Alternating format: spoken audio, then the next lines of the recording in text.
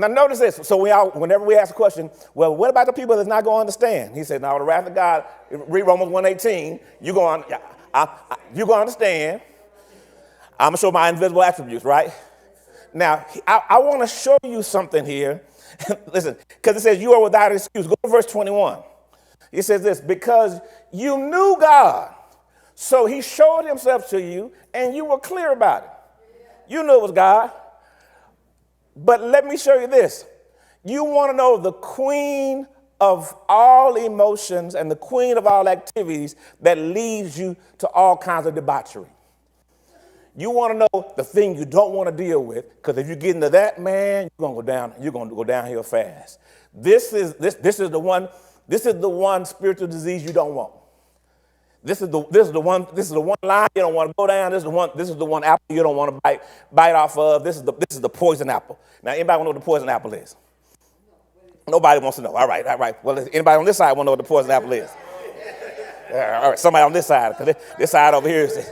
I'm saying, listen, I'm doing you a favor, because I'm telling you, this is the one thing you don't want, right? So we already know we're talking about the wrath of God, and we already know, man. And God said, I clearly showed you. And I told you, God does what I call the black parent whooping. Didn't I tell you?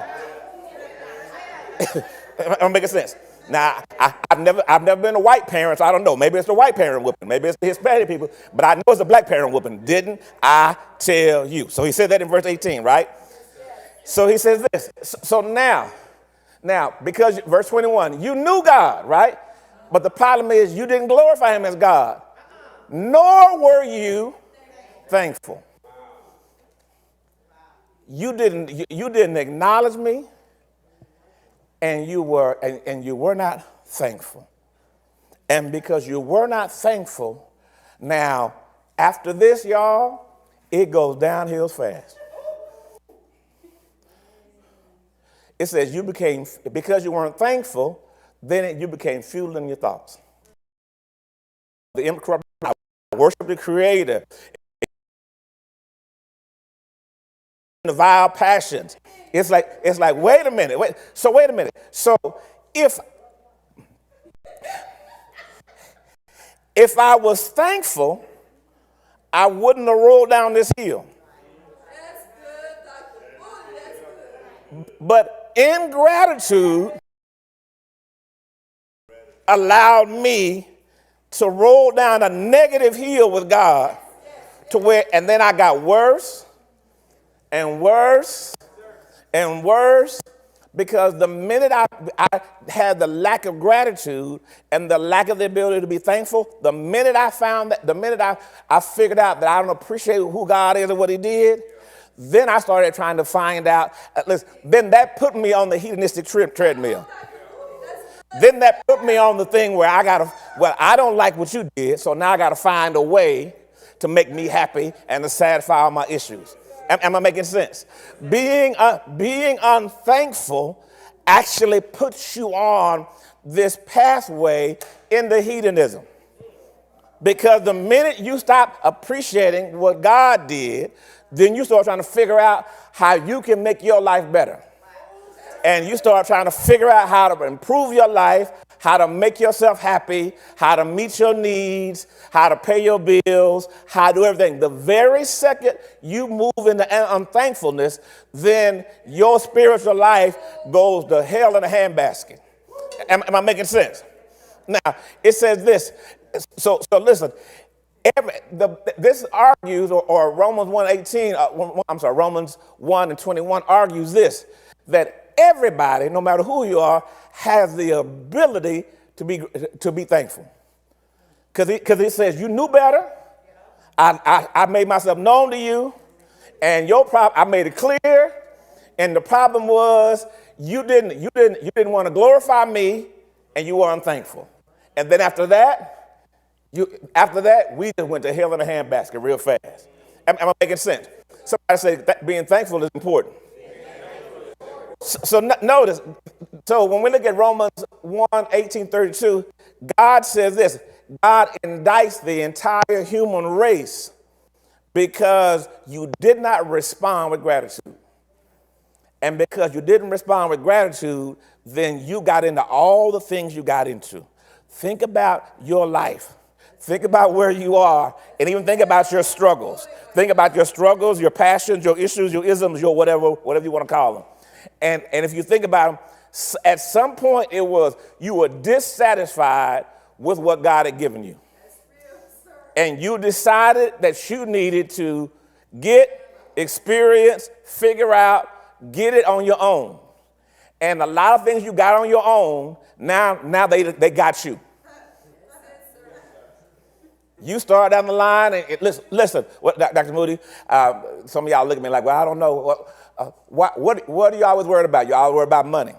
You always worried about things. Why? Because somewhere in the back of your mind, you don't figure that God got it for you. That's real, sir. That's real. So if you don't trust him, surely you don't thank him. Right.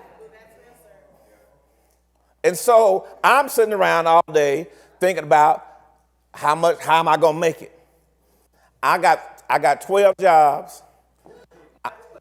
I'm saving every penny I got and spending every other penny I got.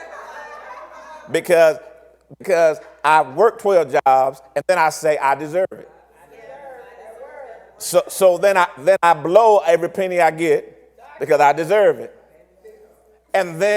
Or I save every penny I got, and then when I spend a penny, I feel bad about spending the penny, which makes me then have to go make more pennies.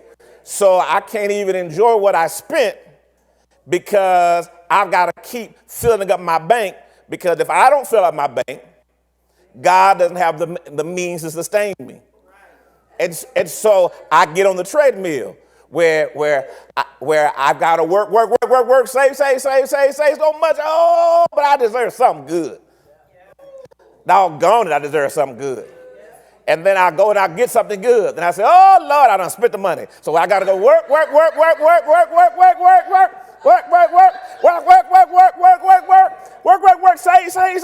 say. Doggone, I'm so tired, I deserve something nice. I get something nice. Oh, I spent the money.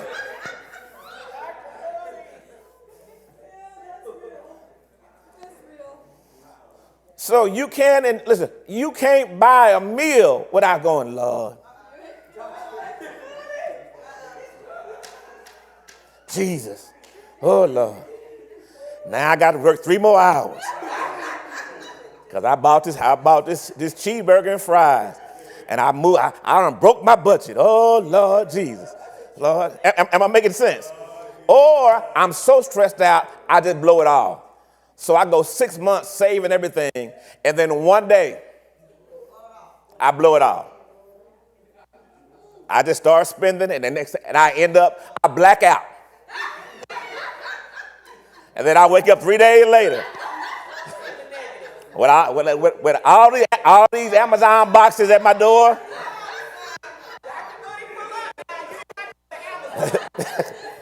Why? But notice, but the door to it all, the door to this all was unthankfulness. Because thankfulness is not just an emotion. That's our problem. We think gratitude is just an emotion. So understand this. It says this. It says that when I was not thankful, Romans 1:21-22, it says, then I became futile in my thoughts. It says, my foolish heart was darkened when I became ungrateful. That was the door that opened all the issues in my life. So many of my struggles come because I just don't know how to be grateful and everything else. And so my life is filled with futility. That means that I'm driven by aspects. I prayed for the house. I messed around and got it. Oh, Lord. I'm blessed with children. Man, they're expensive. God bless me with grandchildren. Lord have mercy, they're expensive. And so notice, you don't even have the joy of your current stuff that you asked the Lord for, because you can't take any time to look at that child, to look at that house, to look at that car, or to look at your relationships and say, God, you know what? I thank you because I did not have to have any of this. And there are some people who don't have any of this stuff. All this stuff that I am worried about, wait a minute. And my problem is I think that it came from me. That's why it says, professing to be wise, they became as fools. Now, can I be nerdy for just a second? This is a spit in the face. This is Paul spitting in the face of the Greeks and the Romans who thought they were wise and who talked about their knowledge and everything else. So when he's writing this book in Romans, he's saying, God showed you who you were, who he was, and he laid out who he was. Don't act like you didn't know who he was. In fact, Romans, y'all were so stupid that in y'all's pantheon, y'all got a stump over here that says to the unknown God. Y'all so smart that y'all are like, just in case we missed one. And God's like, I've been trying to show you me the whole time. And now y'all want to say, let's make sure that we get a stump and just put it over there just in case we miss one. And Paul is like, he says, y'all thought y'all were so smart, but how did y'all miss God when he's been showing himself to you this entire time? Am I making sense? So now I want you to understand something, that when you look at gratitude, why is gratitude so important? Gratitude is so important psychologically because of this. People who are highly grateful, listen, are more agreeable in life. When you see a person who is grateful, they just better to be around. This is psychology. This ain't Dr. Moody. Listen. People who are more grateful, I'm ungrateful people don't like this right now. People who are more grateful are more extroverted. You're more carefree. You're like, God can provide for me, so I'm good. People who are not grateful are always worried, stressed out. You buy a piece of gum, they mad at you. You're like, what are you doing? I'm chewing the gum you bought. So you're gonna eat two pieces a night. You're just gonna chew all it up just like that. Do you know how much that gum costs? Yes, I bought the gum. Listen, gratefulness is not an emotion. I said this earlier. Gratitude is not an emotion. Gratitude is a trait. Gratitude is a character strength. Gratitude is a character strength that gives you the ability to have joy in response to what you've been given. Gratitude is a trait that gives you the ability to have joy in response to what God has given you. But if you think you earned it, you won't be gracious about it. Have you ever seen somebody, listen, they always got that mean look on their face? You know why?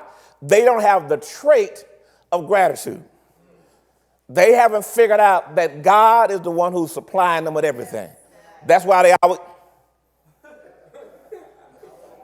How you wake up mad?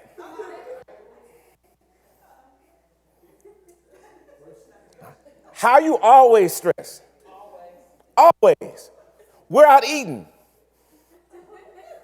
We're sitting, we're at a restaurant eating, and you are stressed out. Why are you stressed out?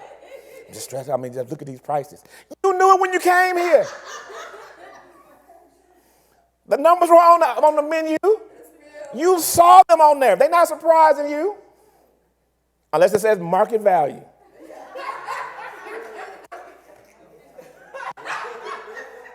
And if it says market value, then you understand that it's market value, whatever the market is. And if you got to worry about the market, you shouldn't be ordering it.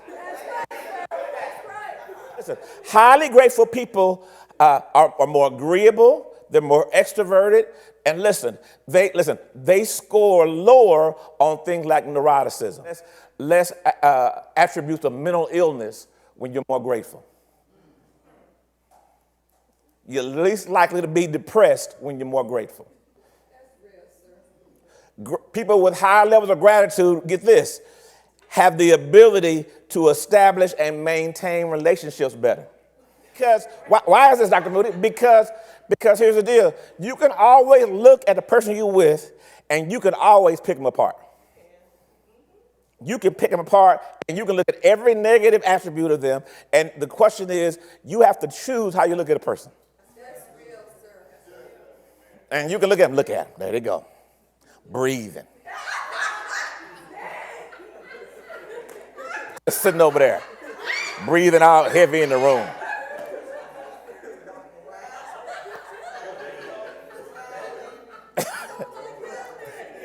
I mean, and they just sitting there.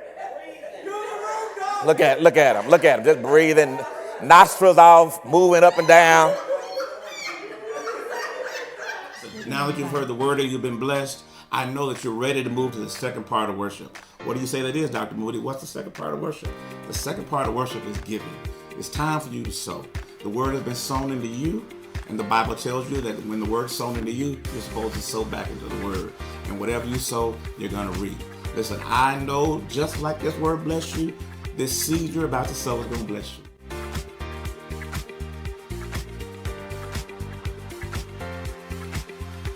I want to tell you one more thing. If you've been blessed by the word today, and you probably said to yourself, this is the best thing I've heard, I want to be a part of this. That's nothing but the Lord. Now, I want to tell you, you need to join. You need to be a part of our ministry. Go on our website and click on join. And join right now and become a part of something that's great. The Bible tells us this gospel of the kingdom shall be preached around the world. You are a part of that. So when you join today, you expand the gospel. When you join today, you take the gospel of the kingdom to your area. Join right now and let us know. Call us and text us or even chat with us and let us know, I joined today. I look forward to hearing from you. I look forward to seeing you at our next broadcast. God bless.